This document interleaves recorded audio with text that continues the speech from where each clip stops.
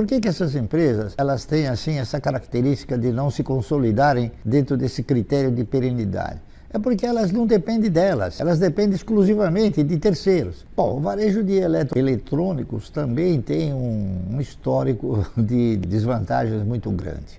E também pelo fato de pouquíssimas empresas terem pago dividendos, não é isso? Eu não conheço nenhuma que chegou a pagar bons dividendos aos seus acionistas.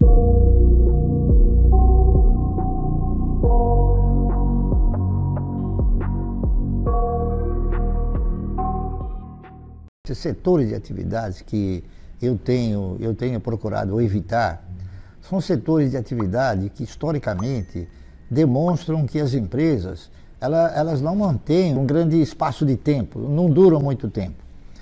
Se vocês pegarem o histórico da maioria das empresas de aviação, por exemplo, nós tivemos a Real Transportes Aéreos, a Panair do Brasil, a Varig, a Cruzeiro do Sul, a Transbrasil, enfim, tivemos uma infinidade de ações, de empresas de aviação.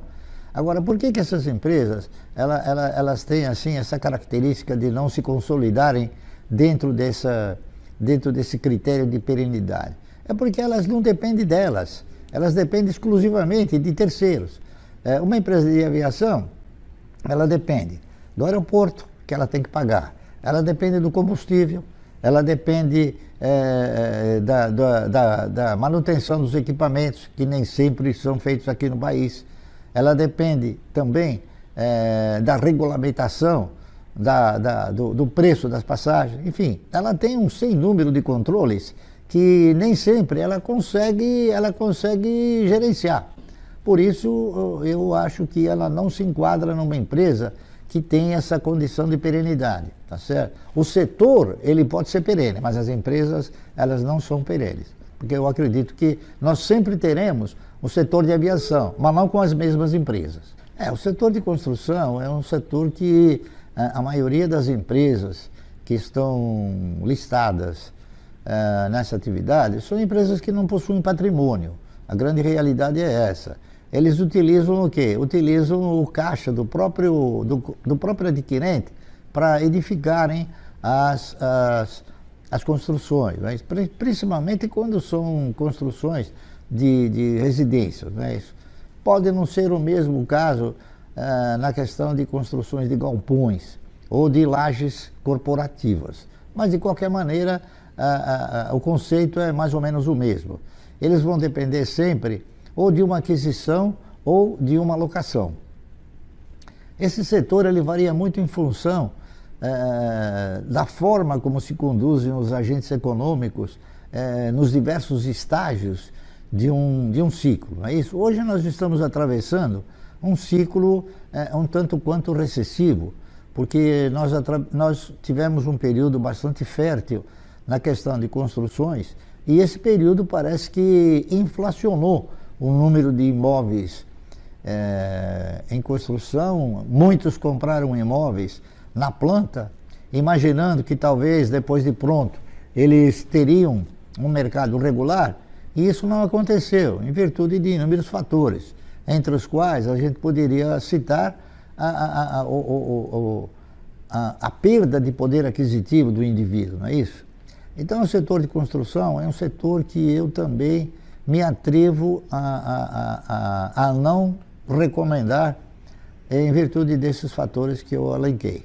Turismo é um outro setor que ele tem características perversas, não é isso?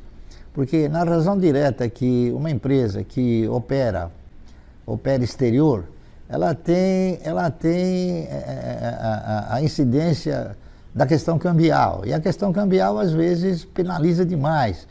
Nós tivemos, por exemplo, empresas como a Solitur, nós tivemos a AT, que era uma das maiores empresas, né? A AT era Argentina Turismos Internacionais. Nossa, nós tivemos um sem número de empresas. Outro elemento que ajudou a contribuir para que essas empresas voltassem a ostentar um grau de periculosidade bastante grande é a internet. Muitos agora passaram a comprar através de outros organismos que oferecem estadias a um preço mais conveniente, não é isso? E as próprias empresas de aviação. Hoje, com o número de vagas, o número de assentos disponíveis, eles acabam disponibilizando passagens a custos menores. E isso em virtude dessas mudanças, principalmente a mudança no dólar, não é? E também a questão dos financiamentos. É uma empresa que depende muito de financiamento, porque viagem e lazer é uma coisa que o cidadão ele procura fazer sempre pagando de uma forma parcelada, não é isso? Dificilmente alguém investe um valor muito grande na questão do lazer, principalmente em passagens. Então, se não houver esse elemento favorecedor, dificilmente uma empresa prospera, tá correto? O setor de frigoríficos, ele faz parte do setor de alimentos, não é isso? Mas ele é um dos segmentos do setor de alimentos, né? Nós temos o setor de lácteos, nós temos o setor de oleaginosas, nós temos o setor de grãos, tá correto? Acontece que o setor de frigoríficos, ele em muitas ocasiões, ou pelo menos em algumas ocasiões, ele acaba sendo assim, não preferido por pessoas que têm assim, preferências, né? Preferências definidas, como por exemplo, o cidadão não compra ações de empresa de cigarro, o cidadão não compra ações de empresas de bebidas alcoólicas, o cidadão não compra ações que mata gado ou que mata suíno, tá entendendo? Então, a questão dos frigoríficos, elas ostentam também essa forma de rechaçar, tá entendendo? E também porque existem outros componentes, como febres, aftosa, né? As pestes, enfim. E isso é uma coisa que normalmente dificulta bastante. Nós tivemos inúmeras empresas que tinham uma atividade paralela, ou seja, nós tivemos, há não muito tempo atrás, uma empresa que chegou a ostentar um plano de investimentos chamado Boi Gordo, não é isso? Que quebrou, tá entendendo? Então, e nós tivemos outros também, outros grandes frigoríficos que quebraram. Por exemplo, nós chegamos a ter um frigorífico, um dos maiores do país, chamado Tião Maia, que também quebrou, entendeu? E assim sucessivamente. A própria Sadia, num determinado momento, ela acabou tendo problemas seríssimos em função do quê? Em função de derivativos cambiais.